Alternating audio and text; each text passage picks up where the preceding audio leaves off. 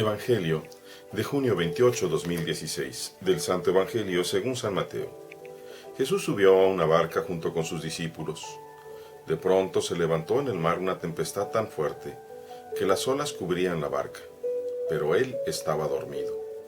Los discípulos lo despertaron diciéndole: «Señor, sálvanos, que perecemos». Él les respondió: «¿Por qué tienen tanto miedo, hombres de poca fe?».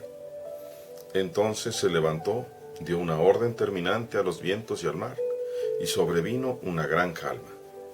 Y aquellos hombres maravillados decían: «¿Quién es este a quien hasta los vientos y el mar obedecen?». Palabra del Señor. Gloria a ti, Señor Jesús. De la primera lectura del profeta Amós. Escuchen estas palabras que el Señor les dirige. «Solo a ustedes los elegí entre todos los pueblos de la tierra. Por eso los castigaré con mayor rigor por todos sus crímenes. ¿Acaso podrán caminar dos juntos si no están de acuerdo? ¿Se toca la trompeta en la ciudad sin que se alarme la gente? ¿Hay alguna desgracia en la ciudad sin que el Señor la mande? Los he destruido a ustedes como a Sodoma y a Gomorra. Han quedado como un tizón sacado del incendio y no se han vuelto a mí, dice el Señor. Prepárate, Israel, a compadecer ante tu Dios». Muy bien. La primera lectura nos recuerda que debemos ser fieles a Dios, particularmente nosotros que somos bautizados. Todos los que hemos recibido la unción con el Espíritu Santo en el bautismo, somos, como dice el profeta, elegidos entre todos los pueblos de la tierra. De manera preponderante, si tenemos conciencia de esa elección, de que Dios nos ha llamado para estar con Él. Y sin embargo, les pregunto, hermanos, ¿hemos sido fieles a la alianza con Dios, nuestro Padre? Yo tendría que empezar hablando por mí mismo diciendo que no, que muchas veces he sido infiel y que aún ahora paso la vida luchando conmigo mismo para no caer en pecado. Y el Señor nos va recordando: ¿acaso podrán caminar dos juntos si no están de acuerdo? ¿Quién es dos? Nosotros tenemos que caminar con Dios. Cuando nosotros vamos caminando con alguien, con un amigo, con nuestra madre, con nuestra esposa, con una hija, no es difícil ponernos de acuerdo. Hay un comentario, hay una conversación, probablemente pueda haber una meta a la que va a alcanzar. ¿Alguna vez te has puesto en conversación con Dios? ¿Le has preguntado: Señor, ¿a dónde quieres que yo vaya? ¿Has dialogado con Él tus posibilidades, tus dificultades? Casi nunca lo hacemos. Dice el Señor: se toca la trompeta en la ciudad sin que se alarme la gente. La trompeta se tocaba precisamente para anunciar una situación de emergencia, una guerra, un ataque. Y es como cuando nosotros estamos muy tranquilos en casa y de pronto escuchamos muy cerca el ulular de las patrullas, de la ambulancia.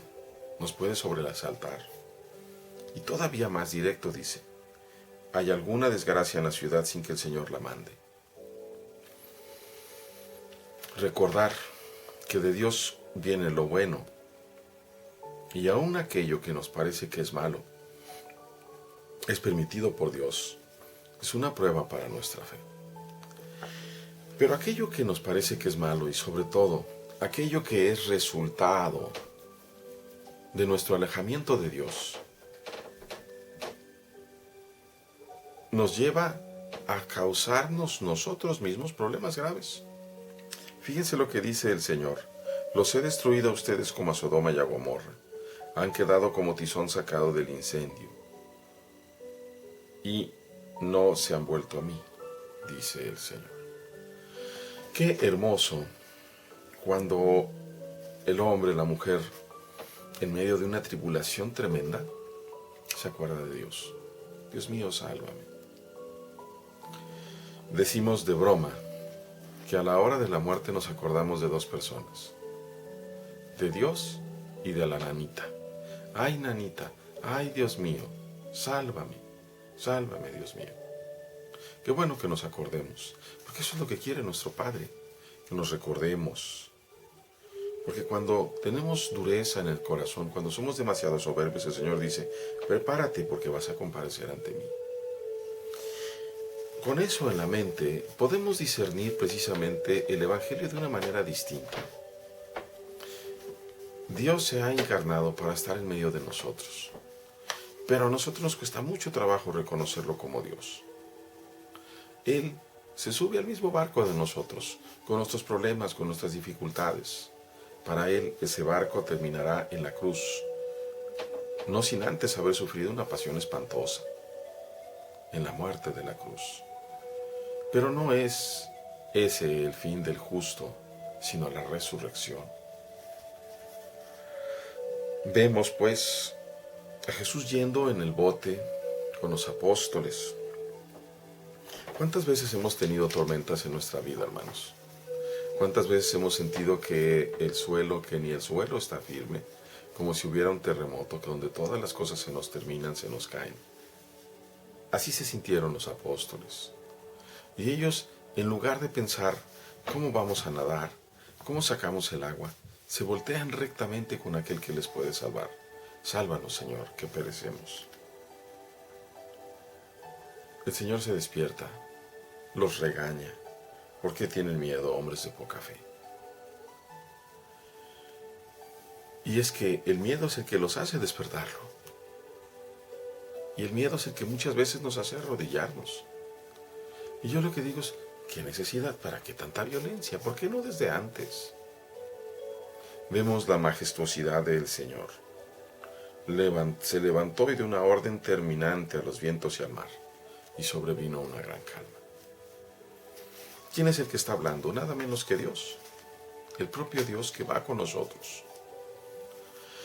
¿No será conveniente, querido hermano y hermana, tú que estás pasando por aquel problema tan fuerte, decir lo mismo postrado de rodillas, sálvanos, Señor, que perecemos?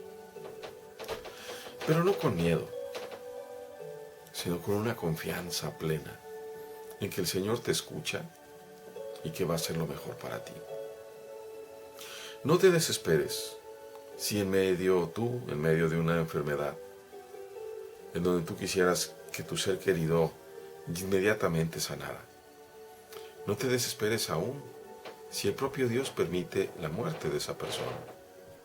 No es por maldad, sino más bien es porque Dios aprovecha el momento propicio para tomar a sus hijos y llevarlos al cielo.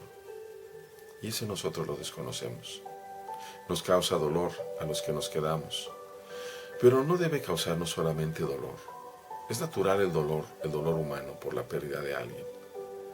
Lo sobrenatural que viene de la fe es la alegría de saber que aquella persona se encuentra con Dios y que no se ha perdido para siempre, sino que le volveremos a ver el último día, cuando todos estemos en su presencia. Ese día no será un día de 24 horas que termina, sino será una fiesta interminable, llena de gozo, en medio de nuestros hermanos queridos. Queridos hermanos, pidamos de hoy a Dios que sepamos caminar junto con Él en fe y en fidelidad, para que no tenga que corregirnos duramente. Dios les bendiga, hermanos.